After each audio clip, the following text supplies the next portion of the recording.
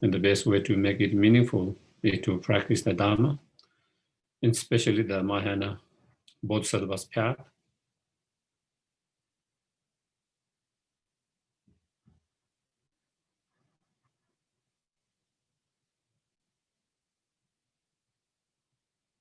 In order to fulfill the well-being of all sentient beings and ourselves.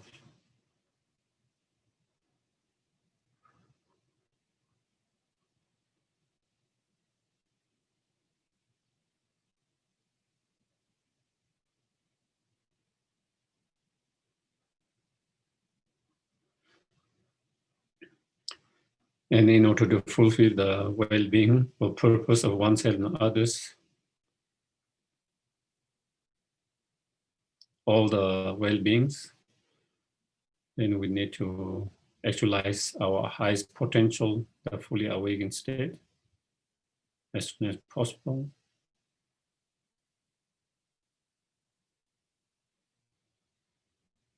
And for that, we need to actualize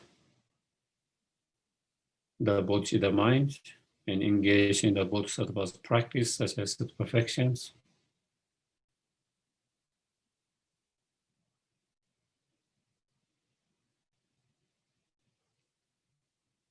And in order to engage in those practices, we need to be reminded of those practices all the time.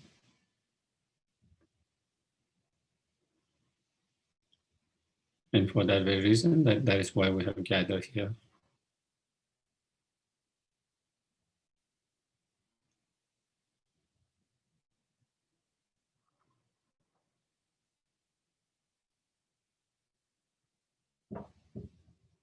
So our coming here together become constant condition to remind, inspire, encourage into engaging in the bodhisattva practice, such as its perfections, as much as we can.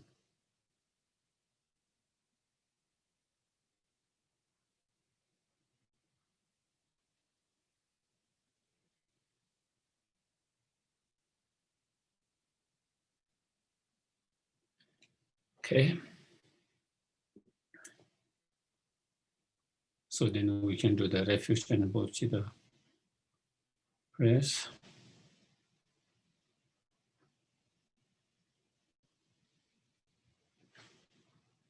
I go for refuge until I'm enlightened to the Buddha, the Dharma, and the Supreme Assembly. By the merit, I create relation to the Dharma. May I become a Buddha in order to benefit all sentient beings. I go for refuge until I'm enlightened to the Buddha, the Dharma, and the Supreme Assembly. By the merits, I create relation to the Dharma. May I become a Buddha in order to benefit all sentient beings. Sangye Jodam Soge Sonam La, Sanju Pado Daneke, Taki Chureki Besonam, Dola Pente Sangye Dopa.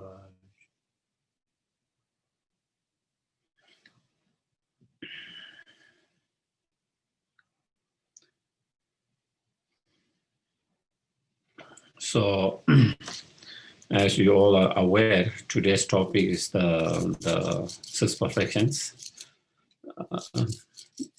today and tomorrow.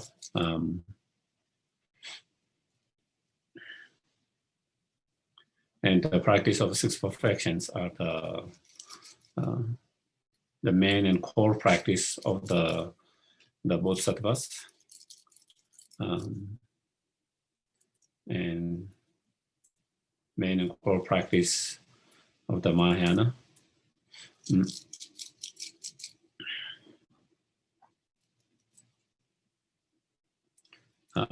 First of all, when we talk about six perfections, what do we mean by perfections?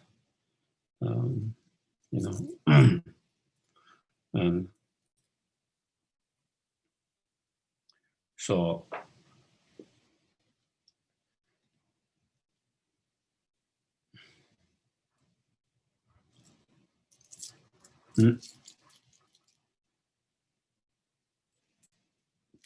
when we talk about perfections, the real actual perfection in terms of the result, then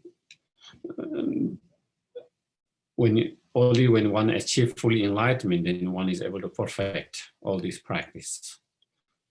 So the real actual perfections is a result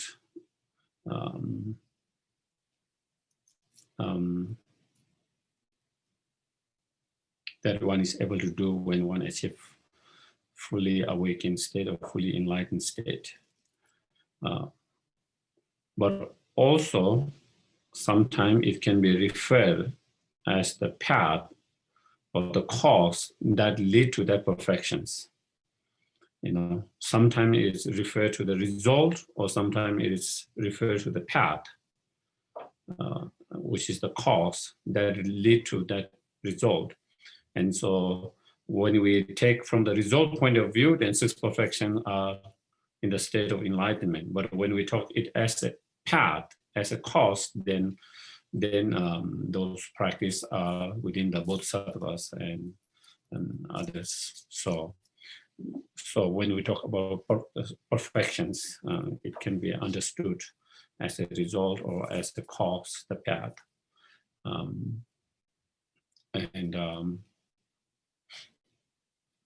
So here, of course, it is mainly presented as the path, the cause.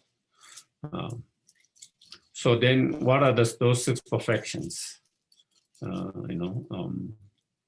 The practice of perfection of generosity, the practice of perfection of moral discipline, the practice of perfections of patience, and the practice of perfections of joyous effort in virtues, and then the practice of perfections of meditative concentrations, and the practice of perfection of wisdom. So these are the six perfections that we'll be kind of discussing. And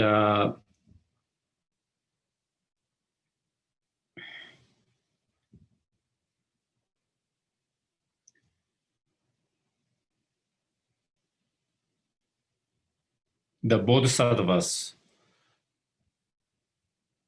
train and engage in their practice in order to be benefit to other sentient beings. And in order to be more benefit to other sentient beings, you have to train yourself to be yourself better. When you are better, you are able to help and benefit others more. When you are more kind, when you are more patient, when you are more subdue yourself, you are able to be greater help and benefit to others. When we ourselves is too much frustrated, too much impatience, too much wild, too much anger, then even we want to help and benefit others, it becomes more difficult. And so therefore, in order to train ourselves and in order to subdue ourselves, our mind, so that we can be better, to be more benefit to others, so then the training in the six perfection comes. So in the lamrims and when teachings, then in order to ripen our own mind stream, then we engage in six perfections. And then having ripened our own mind in order to benefit others, sentient beings, then we engage into four means of gathering and helping other sentient beings. So normally, also you see in terms of the training on the path, bodhisattva path, there's a concept of five path, gradual five path, and 10 bhumis, 10 ground or 10 bhumis. And within the 10 bhumis, then they specific, even though all of within each of those bhumi, even though they practice all the 10 perfections, but in each bhumi, they emphasize on one particular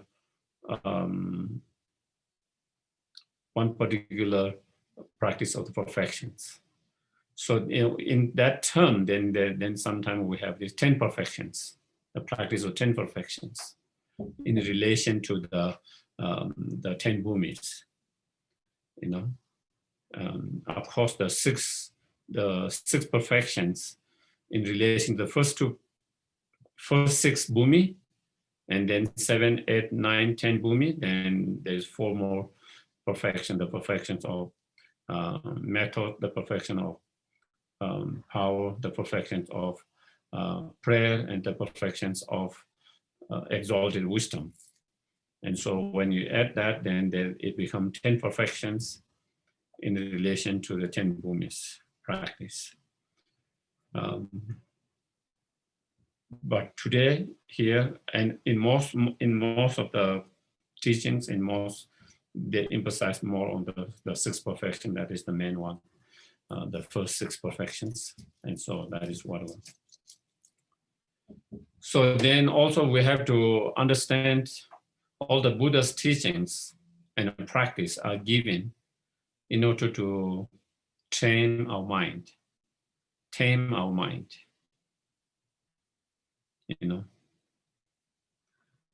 our mind, to overcome all our disturbing emotions that are the source of our suffering and other sufferings. When we have those disturbing thoughts, emotions,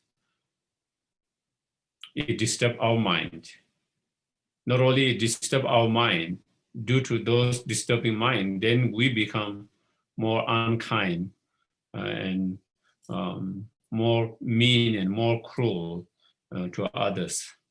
And so therefore, thereby it harms ourselves, it harms others.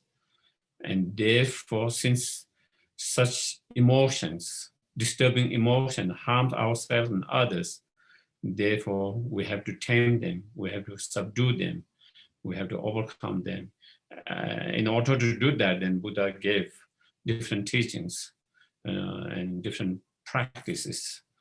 So all the Buddha's teachings and practice are given for that purpose. So that we have to keep in our mind all the time, whatever practice we are trying to do. And same here, 6 perfections is same things.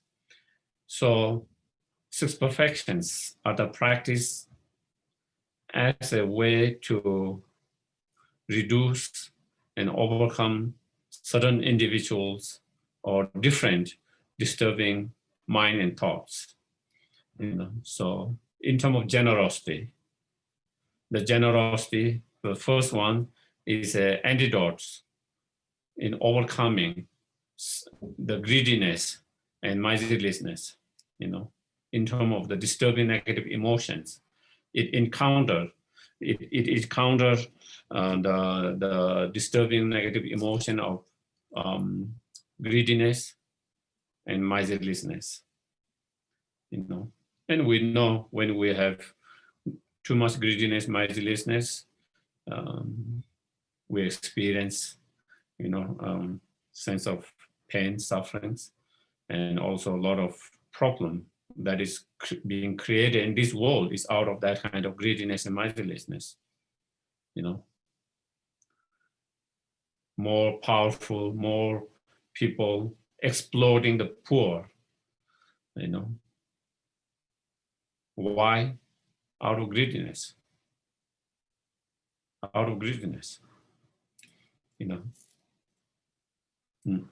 And so that, and then the practice of moral discipline is an antidote towards, all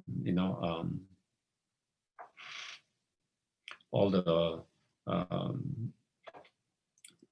covetousness or the attachments, ill will feelings, wrong view, and physical and and verbal behavior, harmful behavior that come due to those negative emotions. So that is so again, that is kind of the antidote towards those state of mind, and then in terms of patience, the patience is antidote towards negative emotion of anger.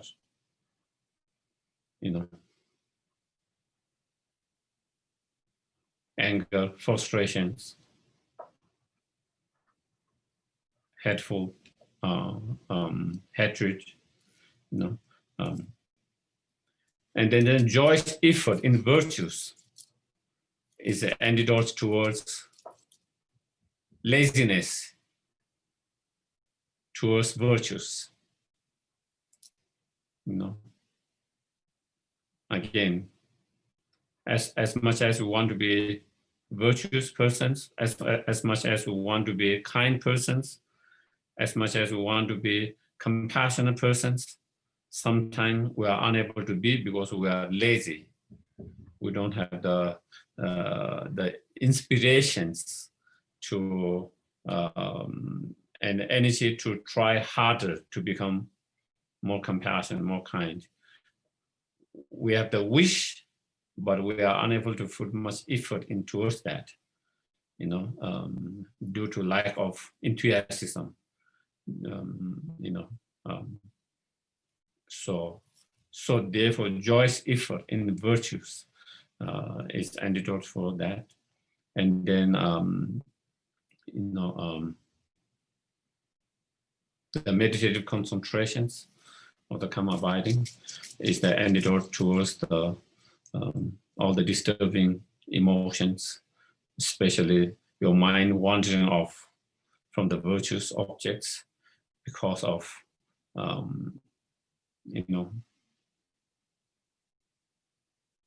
desire, attachments, and other negative emotions. And so therefore it is antidote towards that. And then the wisdom, the perfection of wisdom is antidote towards the fundamental ignorance. That is the very root of all the other delusions.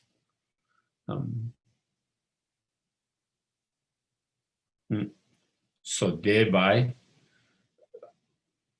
it is antidote directly towards the fundamental ignorance, and at the same time is an antidote towards all the delusions.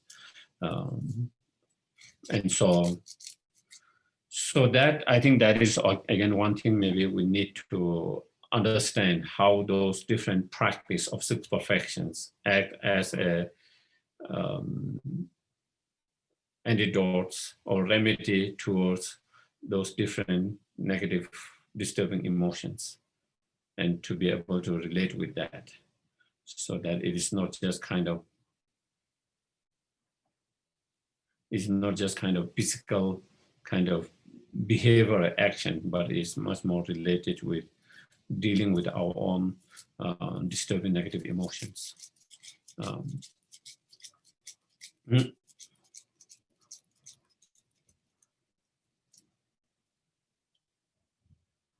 And the way the sequences of those six perfections, there are many different reasons why there is this practice of six perfections in that category and in that kind of sequences. I think maybe I won't go too much in all of them in terms of achieving higher state, in terms of fulfilling other wishes or well-being, your own well-beings, in terms of achieving enlightenment, in terms of engaging the very high training. So, but I think, and in terms of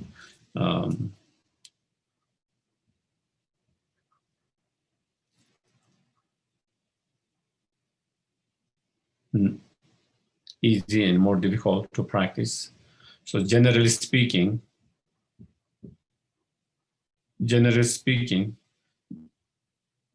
is following practice is more difficult than previous practice among 6 perfections.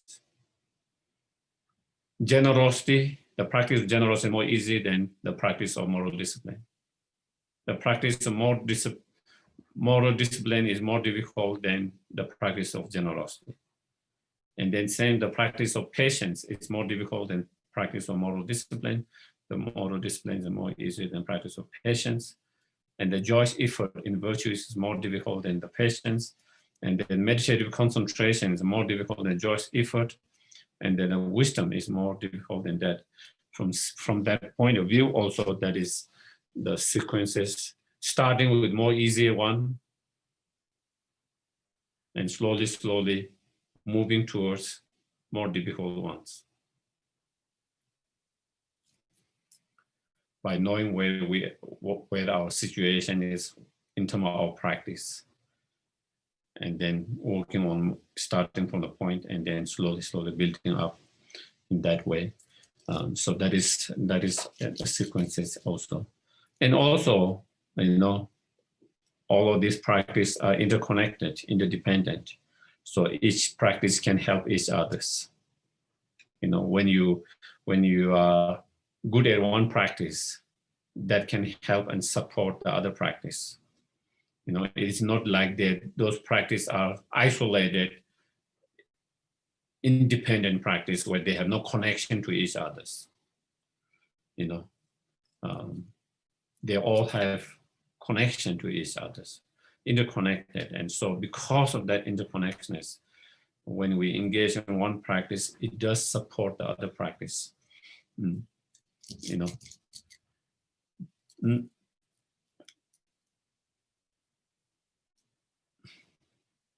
And again, I think that is good to know and be aware of that, because sometimes we feel, oh, there's so many practices. Where should I start? And sometimes we might feel overwhelmed. But if we know that, whatever we start, it has connection with the other practice and it will support the other practices. So it is not like by engaging one practice, you are totally kind of neglecting the other practices. And so I think knowing that can be helpful not to feel overwhelmed and not to kind of, keep on jumping different practice all the time. That is what we'd like to do, try this one little bit and then, maybe that is better. Maybe that practice is more powerful. Maybe that is what I needed. And then we jump there and we do that for a while. And then again, we get bored with that for whatever reasons, and then we feel, oh, maybe this is not the practice for me. Maybe the other one is practice for me. Maybe the other one is more effective, more powerful. And so we keep on kind of jumping from one to one another all the time and not being able to do well in one practice, We know different practices a little bit, and it's like, I've tried this practice, but not really perfected or not really good at any of the practice because we never gave enough time, energy to really get really good in one practice, because we keep on jumping. And one of the things why we keep on jumping is because I think sometimes we don't realize how those different practices are connected. And if you focus on one practice, it can support the other practices and make it more, support other practice. So in a way, you are kind of also practicing other indirectly.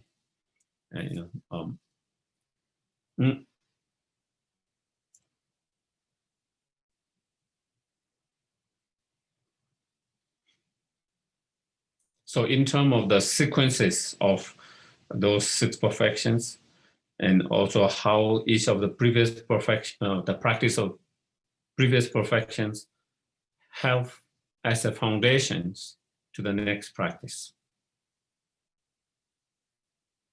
So the practice of generosity work as a foundation of practice of moral discipline and support the moral discipline.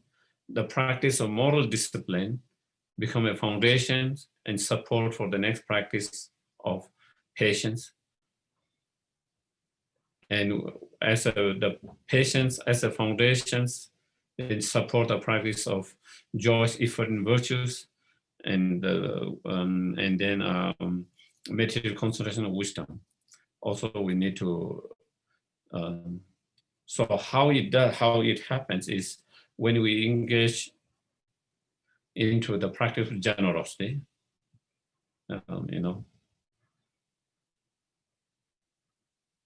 we are engaging in practice for our mind to be,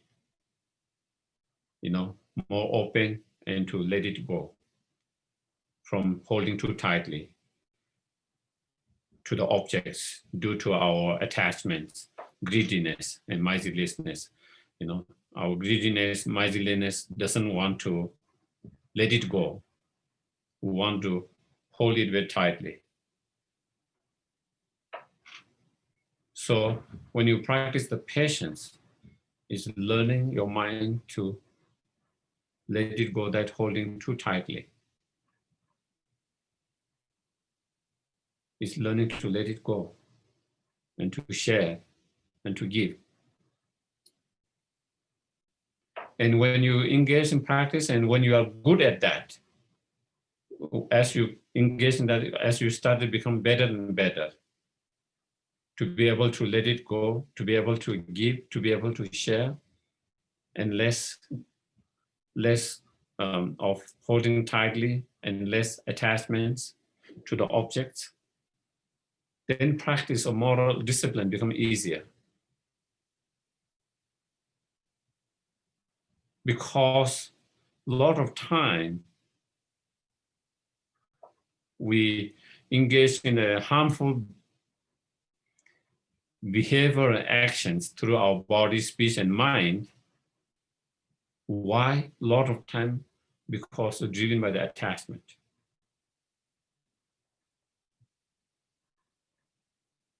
Because of attachment, then we steal, then we engage sexual misconduct, we take the life of others, lie, and create divisions, and so forth, So those harmful actions and behavior come from a lot of time from attachments, holding tightly, grasping, And so when through the practice of generosity, when you learn to not to hold tightly and to be able to let it go, then we will have less attachment, less clinging, less grasping to the objects. And when you have that, then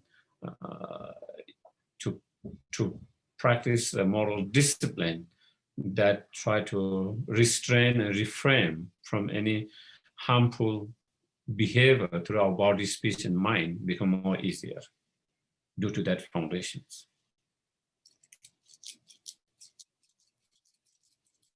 And when we have good foundations of moral discipline, when we are able to refrain from, such as harmful actions through our body, speech, and mind, then you have less ill will feelings. One of the mental is, coefficients and ill will feelings, and so when you are able to refrain from such a harmful behavior and actions, then it becomes easy to practice patience. Patience when someone is unkind to you, when someone is yourself, your friends, or others, when they are being mean and unkind, that's when we lose our patience and be upset and angry. But when you have a good foundation of moral discipline, and you are able to restrain your ill will feelings, covetousness, wrong views, and physical and verbal harmful actions, then even when someone is not kind to you, still because you have that good foundations to be able to restrain that, so therefore it will be easier to be patient and not to respond with the ill will feelings, with bad feelings. When someone is unkind, then we respond with anger, upset,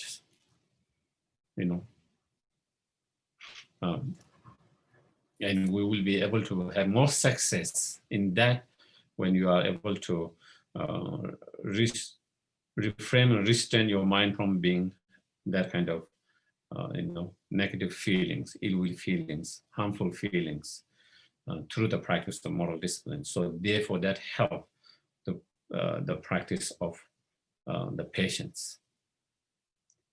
And when we have a good practice of patience, when we have good practice and good foundation of patience, then we have patience to someone who is harming us or others, and the patience in terms of enduring the hardships, the patience in engaging the virtues. So when we have that good foundation of that, then it's easy to come joyous effort in our virtues. One of the reasons why we don't have joyous effort in our virtues or in our practice is because we cannot endure hardship.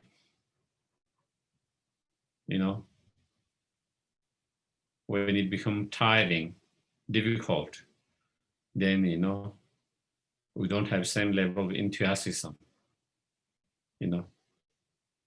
When it's easy, it seems we have more enthusiasm, But when it's more difficult, when it requires more effort, then it is not so enjoyable, the practice, So you don't have that same level of enthusiasm and joyfulness in your virtues and your practice. But when we have that good foundations of that, because of that, the ability to able to endure any kind of hardships, because of that ability, you don't feel so hard. Something which is very hard, difficult at a certain point, through your practice with patience, then you are able to kind of go through that hardship without making it a big deal or becoming a big deal.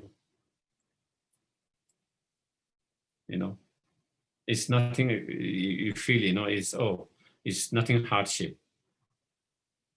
And so when you started to feel that, feeling more light and less kind of burden and less kind of hardship, then of course the joyfulness comes more easy in your practice, in your virtues. So that is how it helps. And when you have a joyfulness, enthusiasm in your practice, in your virtues, then achieving meditative concentrations or karma abiding is not too far away. We wouldn't have a difficulty meditating for a long time because you enjoyed that. There's joyfulness in that. When you have joyfulness in doing something, you can do many hours every day. You are looking forward to that every day. You know, when you go to vacation, you have been looking, planning for days, weeks, even months, you know, excited and looking and forward because you enjoy doing that.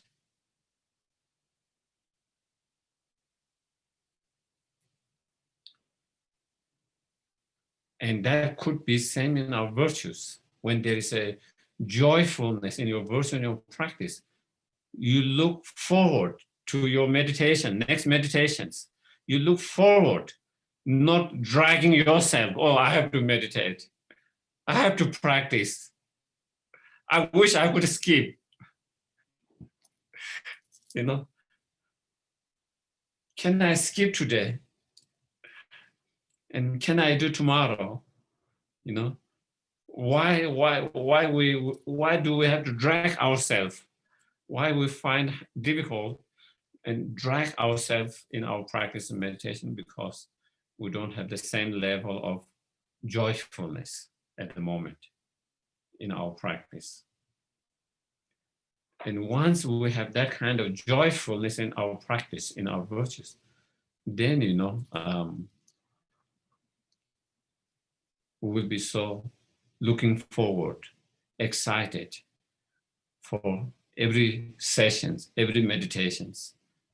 If you miss, you feel like, oh, I missed something. Because you are busy, you have to do something, you feel like I missed something. You know, that kind of joyfulness. And when you have that kind of joyfulness, then you could meditate hours easily. And when you are able to do that, then, you know, to develop meditative concentration, karma abiding, is not difficult. Then it really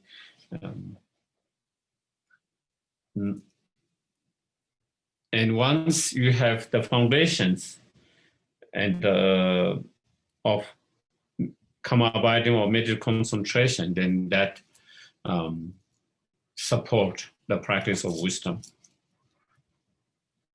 Once you have that, then, you know, when you try to meditate on wisdom, analyzing, examining the nature of yourself, your mind, phenomena, you know, your meditations, your meditation become very strong, effective, because there is no more distractions. Then it becomes easy to develop the wisdom. At the moment, even we try to meditate, you know, our mind is everywhere, time to time. We are not really into the topic, the subject that we are trying to meditate. You know, we are there for a few moments, and then in a few moments we are somewhere else. Again, we recognize, come back, try to be there, and we are there for a few moments again, you know, and so then our practice does not become so effective and strong because the practice meditation that we're doing, while we're doing what we are doing with a lot of distractions and our mind without being totally focused. But once you have that, then you will be totally focused, you know, all your energy in that, and then realizing, cultivating the wisdom, realizing the ultimate nature or emptiness is not too far away and become more easier, quick. So that is how each of previous practice act as a foundation and support to the next practice. That's also why the sequence is given that way, you know. So,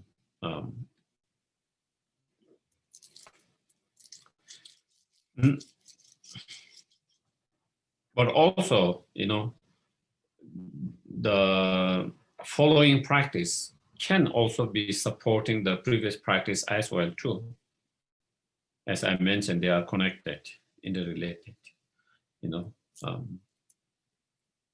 If you have the wisdom, then you have less delusions, less desire.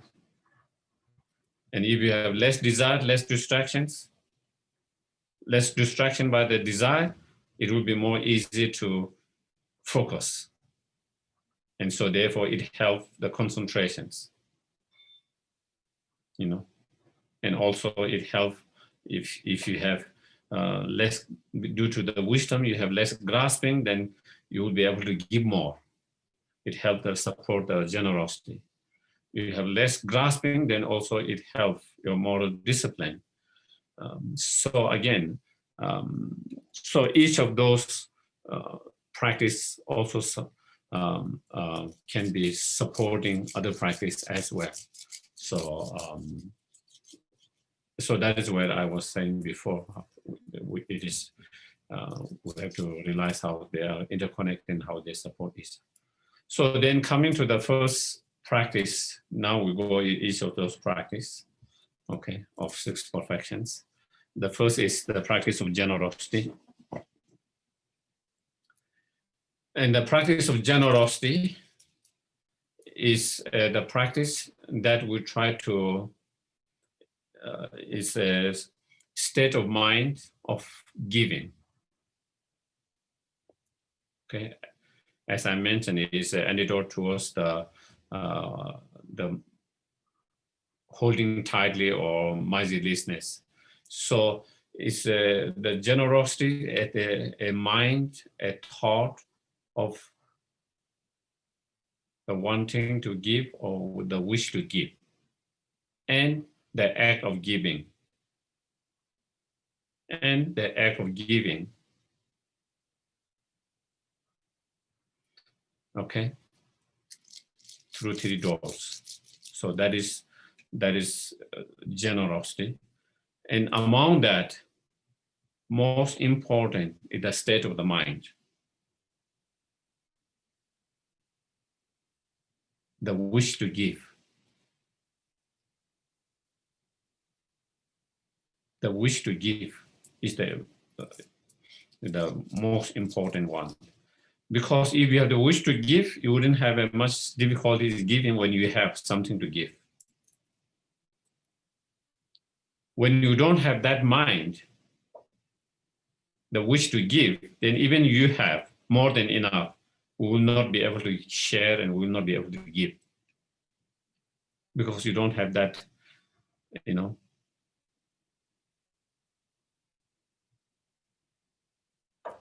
unless you are being pressured to give. You feel the pressure to give, not because you want to give. That kind of then does not become true, pure generosity, because it doesn't come from the state of mind wanting to help, wanting to give.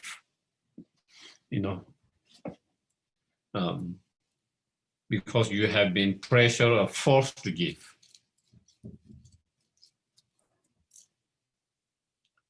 Sometimes, and of course, the wish to give is coming from state of compassion, wanting to help, so that coming from the state of compassion, kindness, because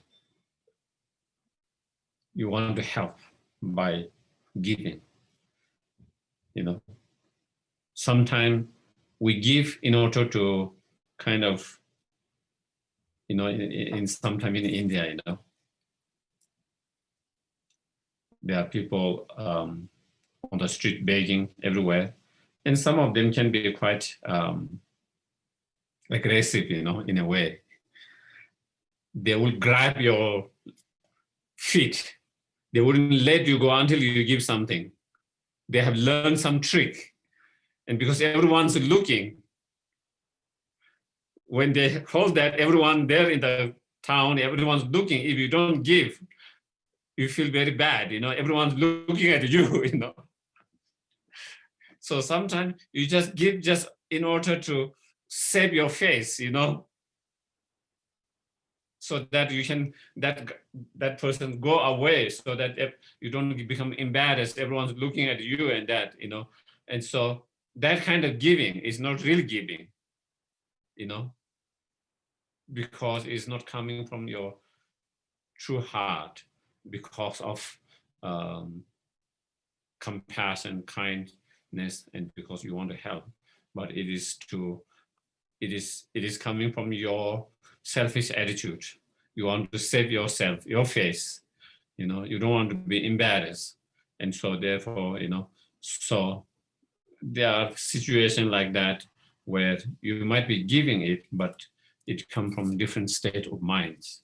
So it doesn't, so true generosity is coming from the state of true compassion, kindness, because you want to help. And with that compassion, then the thought to give in order to help. So that is the generosity. It is.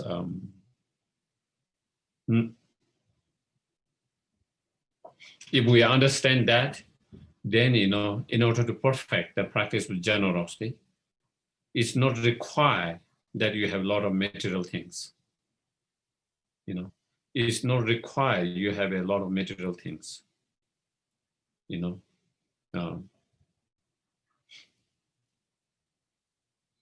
you have, you give. If you don't have, still you can be very generous in your heart. For example, Milarepa, he had nothing in terms of his, only thing that he has nothing. The only thing that he had is just a ball and one stick.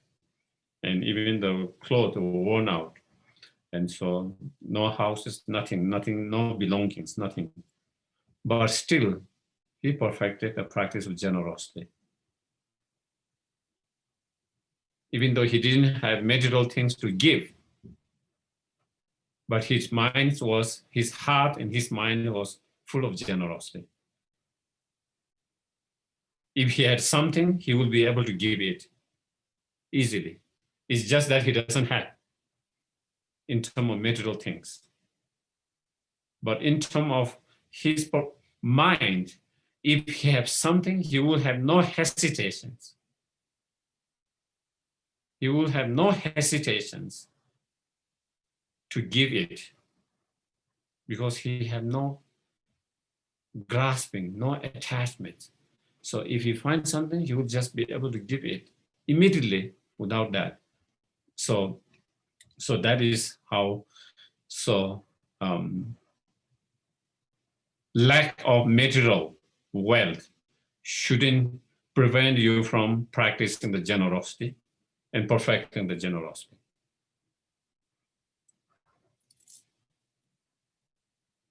Because sometimes we feel, we need material things in order to practice generosity. Of course, if we have, then definitely we try to give, share, but lack of that shouldn't refrain from you from practicing generosity, because the main practice of generosity is training your mind to be able to share, to give out of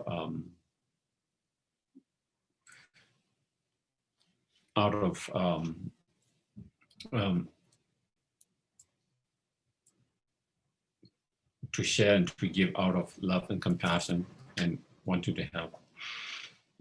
That is the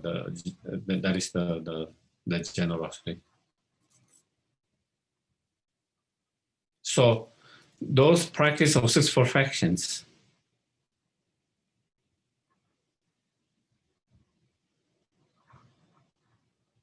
help us to cultivate love, compassion, generosity. If we have not actualized it, if we have already cultivated and actualized love, compassion, bodhicitta mind through the practice of generosity, it helps us to maintain that love, compassion, bodhicitta mind.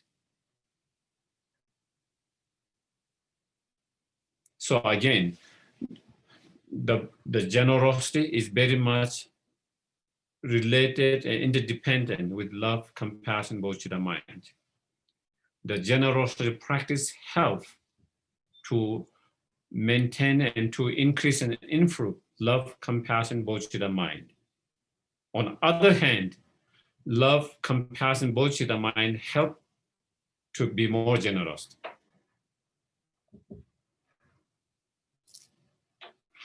So again, as I mentioned before, how those practices support each others.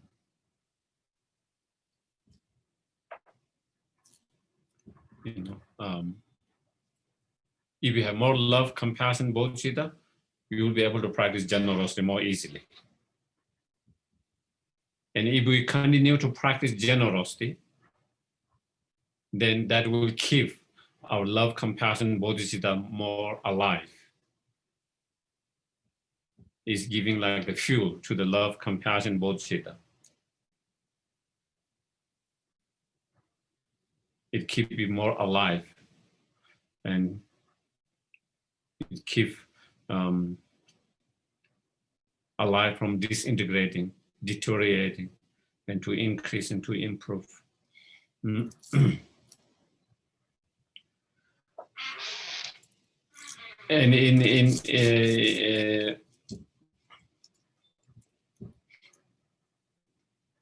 in one of the sutras, the Buddha said,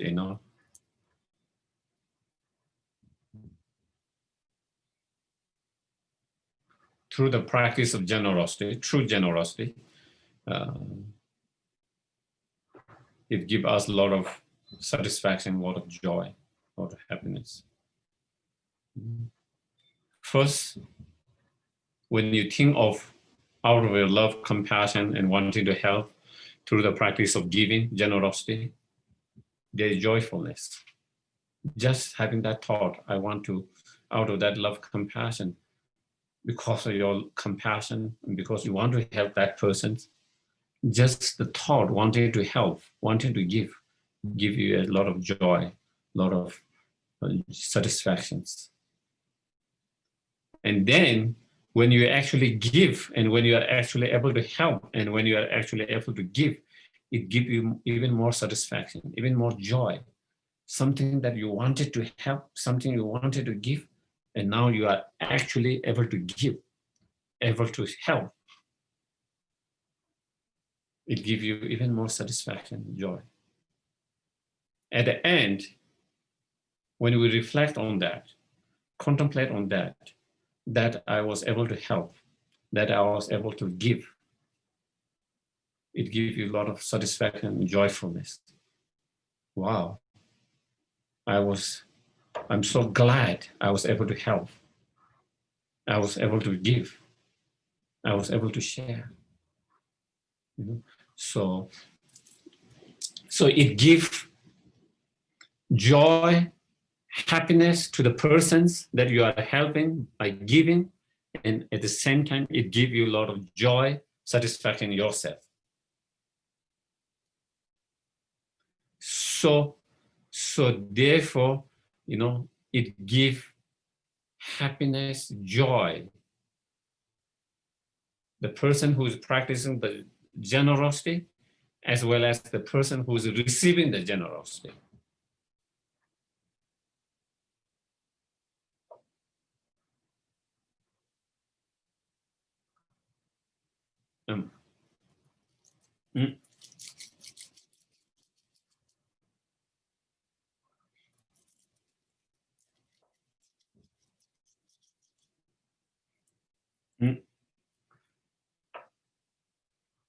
So So again, when we talk, as I mentioned, as we talk, generosity shouldn't be restricted by lack of material, because we can practice the generosity in so many different ways. So in many of the lamrims and Buddhist scriptures, they talk about 3 types of generosity, 4 types of generosities. The generosity of material things. So normally when we think of generosity, we relate more with that. In our ordinary world. Giving the material things, the material needs.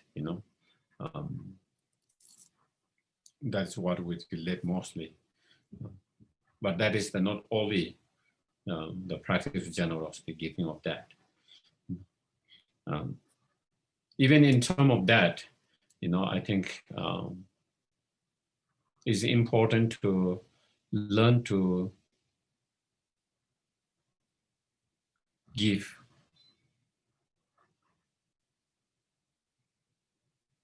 Even if it is small, it's important to learn to give. It's not about big or small,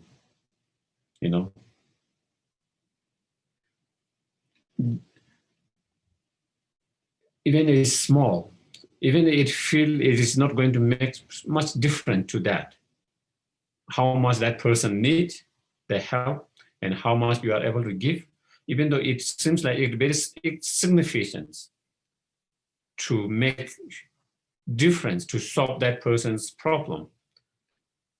But again, we remember, drop of water, fill the buckets. One drop of water feels very insignificant, but when there's continually 1 drop of water continually, then it can fill the buckets. So from our side, even we cannot do so much, but we can do very little. It's small, we do it, and maybe that person get small help from here and there, and then it makes a huge difference. And that we often see, how a lot of these people's solutions in terms of needs being able to solve by the mass people supporting $5, $1, $2, $3, but so many people coming together. Each person's contributions, generosity seems very small, insignificant. That person needs 300,000, 400,000 to solve their problem, or there is a medical problem, or there is a whatever. But then when you give your $1, $2, it seems insignificant, it's not going to be anything. But then, many people coming with this small, it makes a difference for that person's. From your side, for our side, we get used to training to give. So then, it becomes more and more easier to be able to give.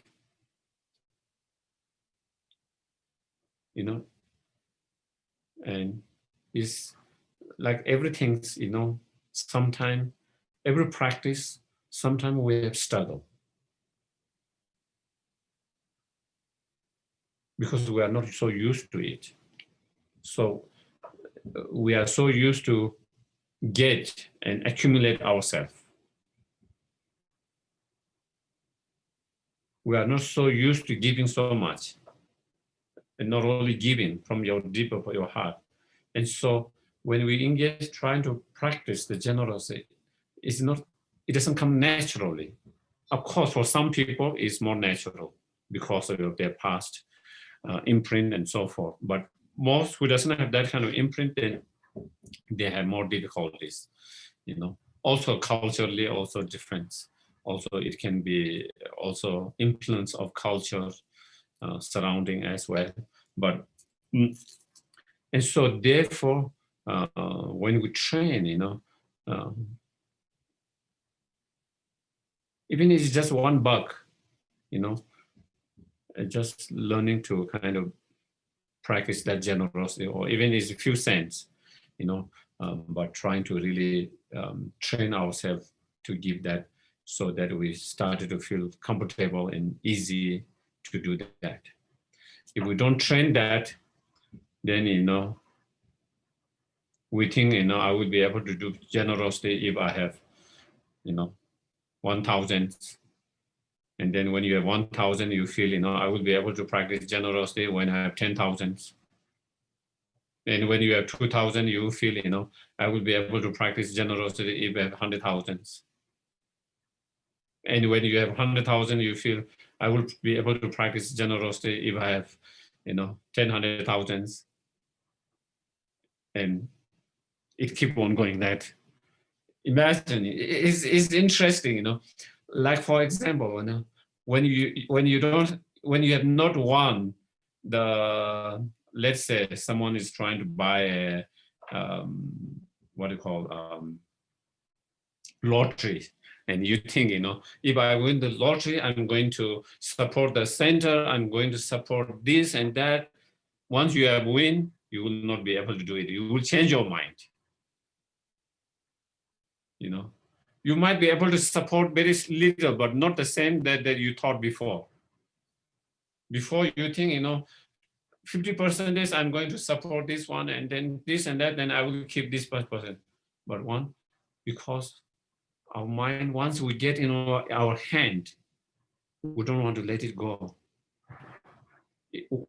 When it's not in our hand, we feel like we can do that. And you have all the thoughts, wish, what you want to do with that. But once you have that on your hand, our mind, maybe I should invest. So then maybe by investing it, maybe I might be able to help them more continuously in the future, instead of giving now. So these are all excuses, These are all excuses because we cannot let it go. So now we come with a nice excuse. What about me investing this one? If I invest that, maybe from the profit, maybe I will continue to help, and then maybe it will be more long-term help instead of giving all there. And it is one thing to have all these thoughts when you don't have, and it is another thing when actually you have on your hand to be able to do that. And that is because it's mind, because we are not trained. And so therefore, the clinging, holding, grasping is there. And so not being able to let it go. And so therefore is important to train to getting used to the ideas in our mind, to let it go and to give. And that is not going to make huge difference to our well-being, By sharing a little bit and by giving a little bit, you are not going to be homeless on the street, It's not going to make huge difference to your lifestyles, for your well-beings,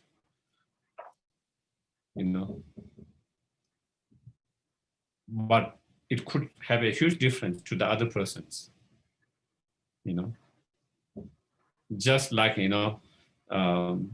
some people who support certain people all over the world in developing countries for education of the children.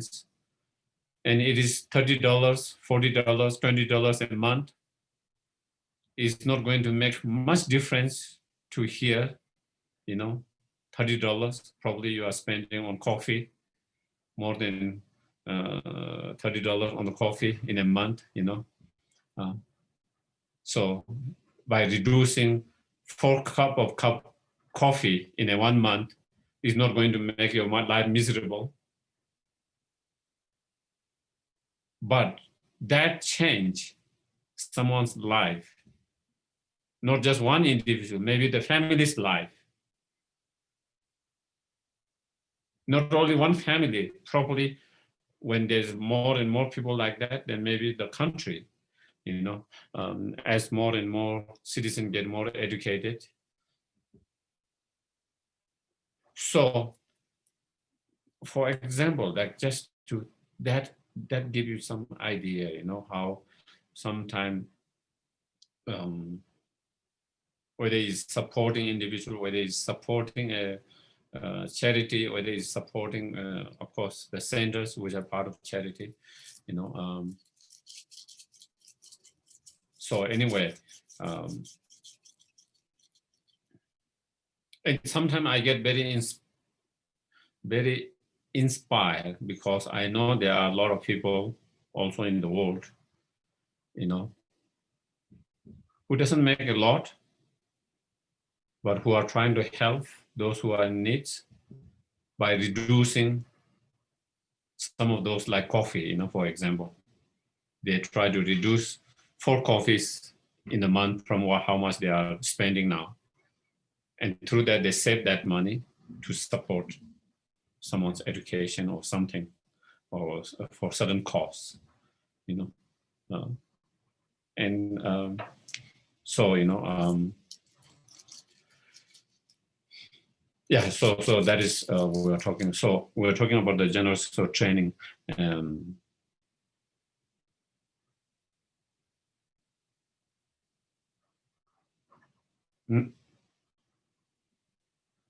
So the generosity of material things, which we just talked, and then the generosity of the Dharma, or the generosity of, let's say, the first maybe,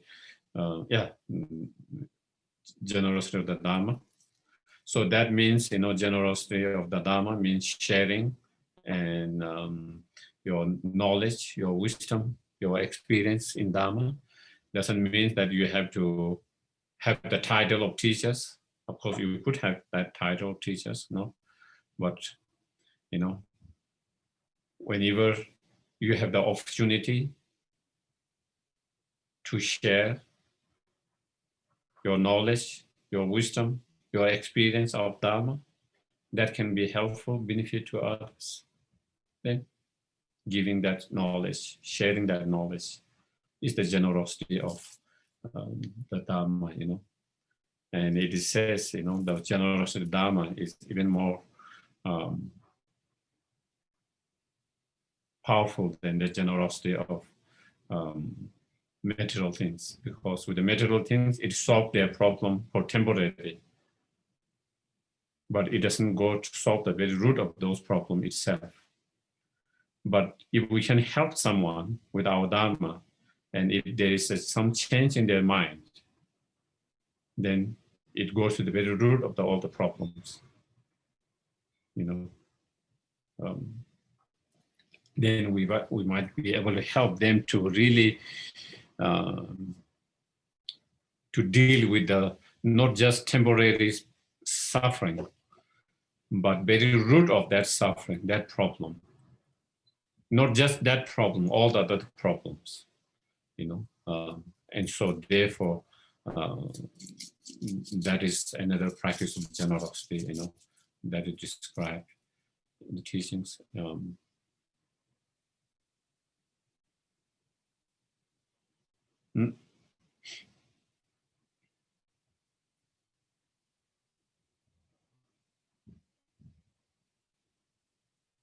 And the generosity of,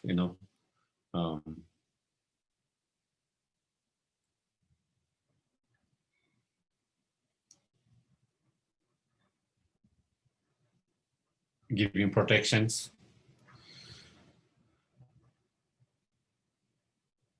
and protecting from the fear, for examples. Again, saving lives,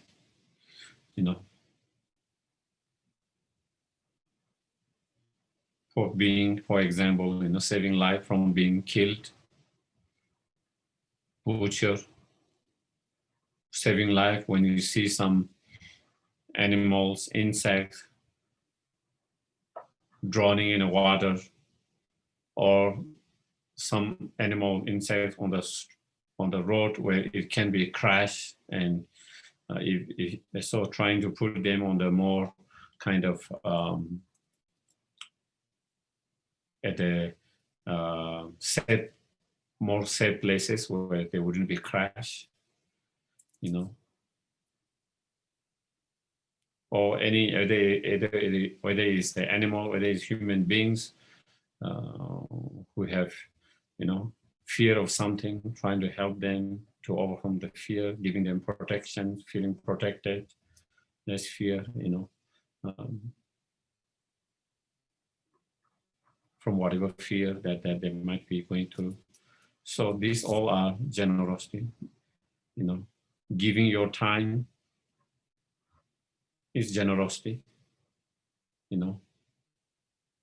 sometimes just listening to someone's pain, problems, because they want someone to listen to them. Just being there, giving your time, being there to listen, to be helpful, just to listen, and giving your time, that itself is generosity, Sometimes if they ask your opinion, your advice, you try to give them. Sometimes they don't require your advice, they just want someone to listen to them. And so just giving the time and just being there for them, that is generosity,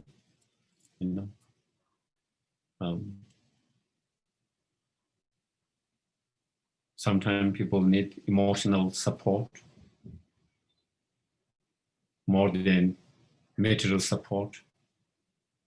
In certain cases, they need a material support. In certain situation, in certain individual, more than the material support, they need emotional support.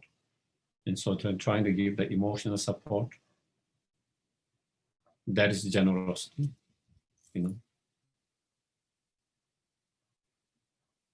So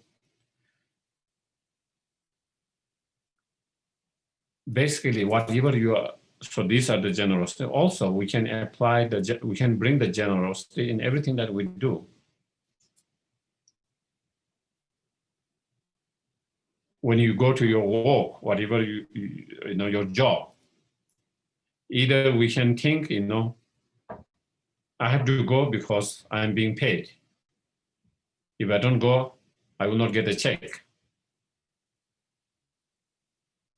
So, so I have to go because I need to pay the bill, I need a check, therefore on the other hand, intentionally you build up our mind, I'm going to my job so that I can be helpful, beneficial, everyone who needs help there.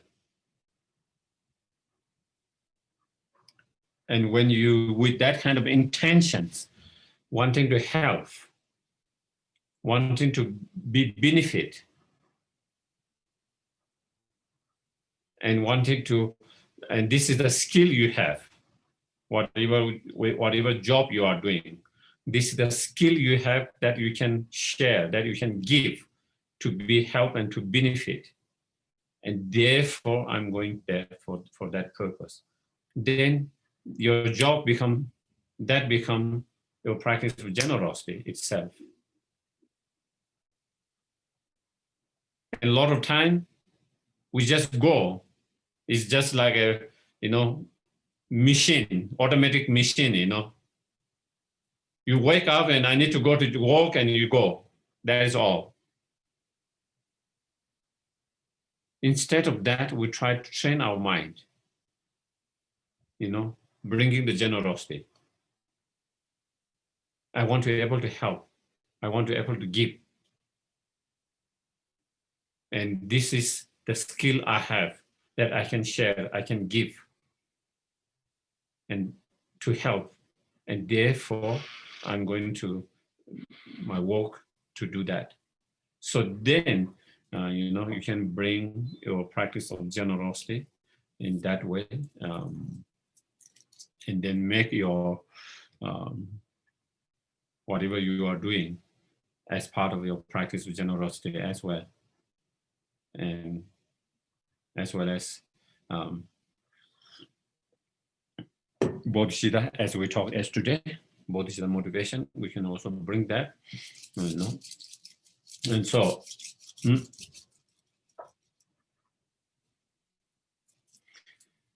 So I think that is more or less on generosity, I guess, and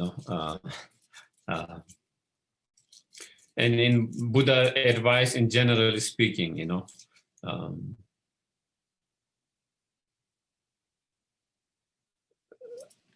the lay community supporting the ordained sanghas to the practice of generosity of material things, and ordained sangha supporting the lay community through the generosity of the teachings, and then again supporting each other's. And especially at the time of the Buddhas, the monks, the ordained nuns, they all rely on, they all went for the food begging, every day, alms, so they don't have their own kitchens, they don't have anything, they don't have their cows, they don't have their kitchens. So day to day, they rely on communities' generosity, food. And as a way to give back, then they share and they give back their teachings, their experience, their knowledge, their wisdom. And in that way, they support each other with two different kinds of generosity. Because of the lay community's generosity, they are able to focus on their practice and develop more their mind, their heart, their wisdom. Because without that generosity, they wouldn't have the time to focus, to meditate, and to really develop deeply. And once they are able to develop deeply, then they are able to share those deep experience, those deep knowledge, those profound and deep knowledge. Otherwise, we'll be sharing very shallow, surface knowledge and wisdom, which I'm doing now. because you don't have a time, you never have a time to go deep enough and to have those knowledge on deeper, profound level. And they got that opportunity, they were able to do that, to have those deep, profound knowledge because of the kindness and generosity of the lay community. And the lay community is able to receive the benefit of that through teachings, advice, instructions of those knowledge and wisdom.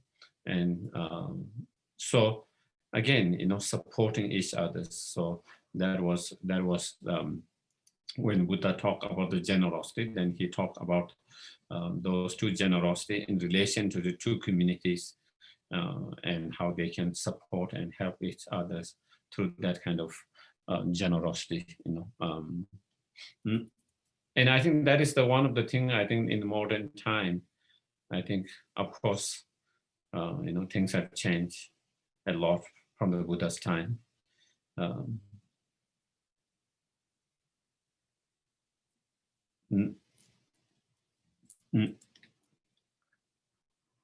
So, of course, nowadays, the ordained, a lot of monks, not everyone, but a lot of monks have a lot of things, sometimes more than the lay peoples, in certain individuals, not all of them, but, and also they don't have time because you know. And some of them, even they sincerely want to devote themselves to practice, they don't have the support, so they have to walk, you know. Even though some of them have sensibly intentions, wanting to devote themselves to go more deeper in their practice, so they can have more deeper and profound, but they don't have the same level of the support like at the time Buddha saw. And so then they have to work themselves to in order to support themselves. And so then that leave them not much time to study and practice. And so to go to have a more deeper and profound understanding and realizations. So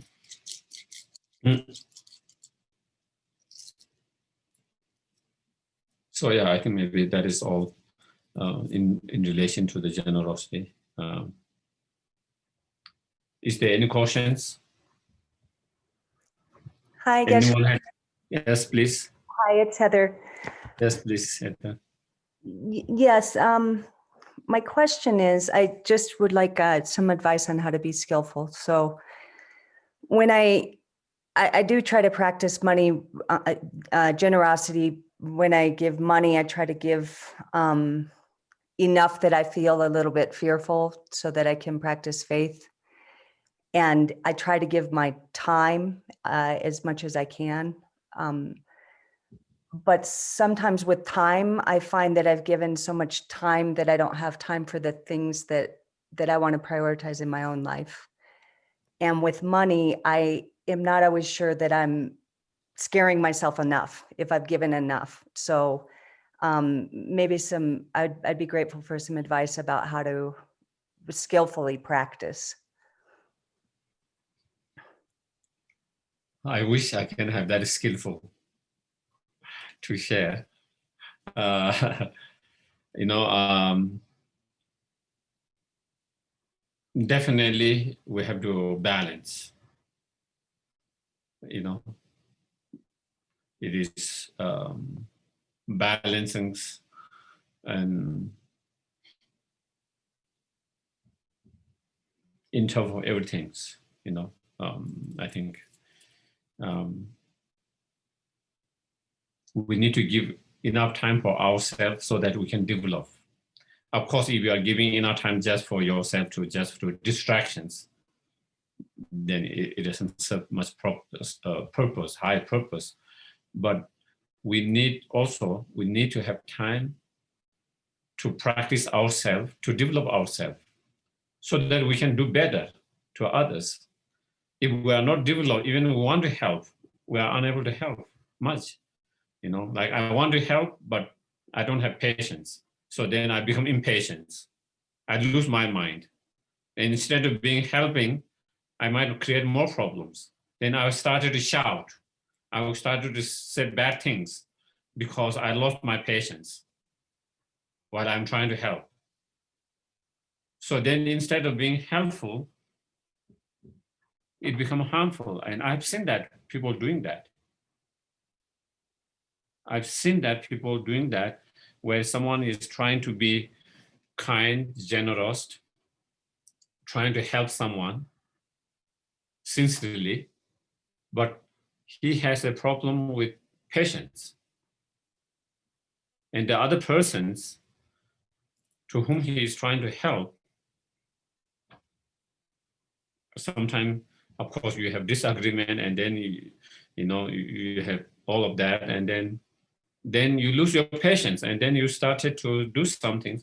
And at the end, other persons, instead of feeling that that person is trying to help me, feel like that person is trying to make me bad. So at the end, you are trying to help, but it didn't help. In that person's mind, this person is not helpful.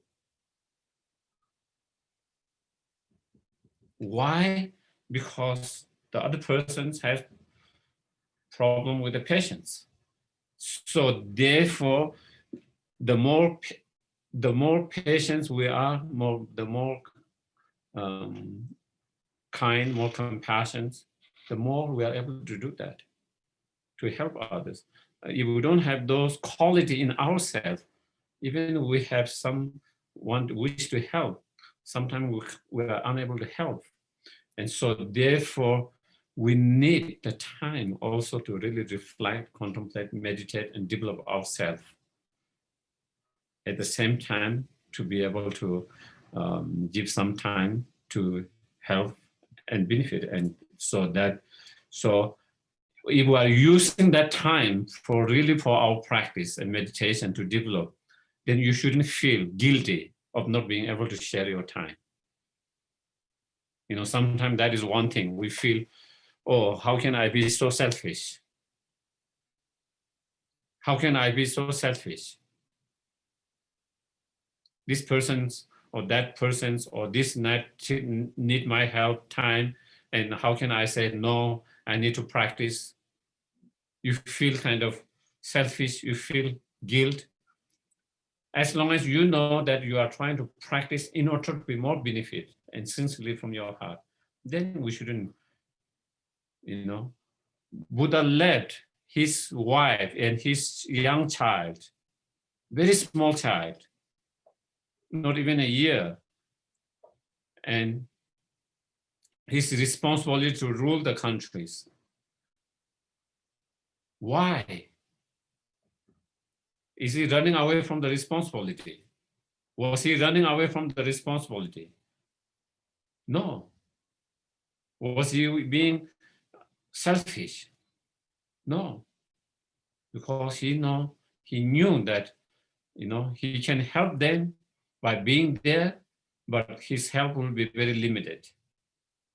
Very samsaric, limited help. He knew that if he can develop his mind and he become enlightened, he can help them much more profoundly, deeply.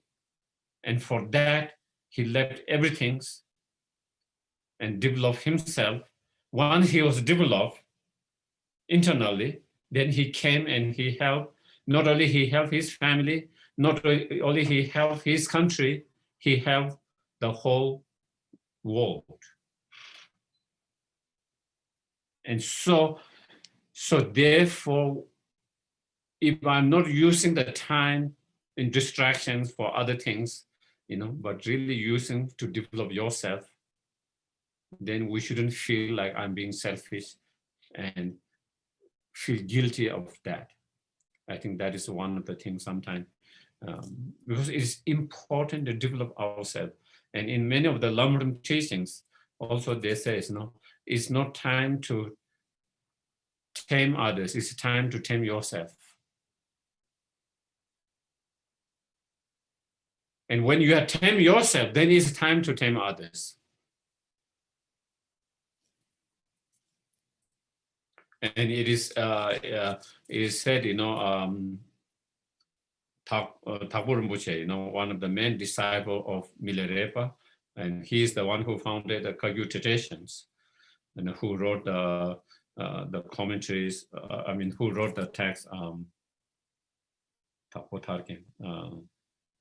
the liberations, the ornament of liberations, and he's the one who founded the Kagyu tradition. And so, when he told Milarepa that he already had some disciple and he was asked to come and to teach, and then so he said, when he asked Milarepa that he was going to go to the central Tibet to start a teaching and to help in that, and Milarepa says, it's not time to teach now and tame others.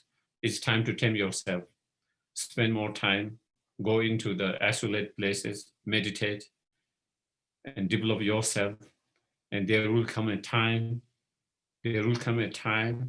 when it's time to help and benefit. And that is what he did following the Milarepa. And that is why also he was being able to help and benefit and reach so many sentient beings, continue to reach, because he went and he worked with himself and he was able to develop inside more profound. And then when he comes and to teach and help, then it becomes much more profoundly helpful, beneficial. And I think that will be same with ourselves, you know, in trying to give our time and energy and other things, how to balance that too, you know, and so. Yeah, and I think also when we are trying to practice generosity, even with the money, you know, as I mentioned, we try to practice to smaller, where you don't feel later regretting, did I give too much? I wish maybe I could have given less, because you still feel a little bit kind of clinging and grasping to there, you know.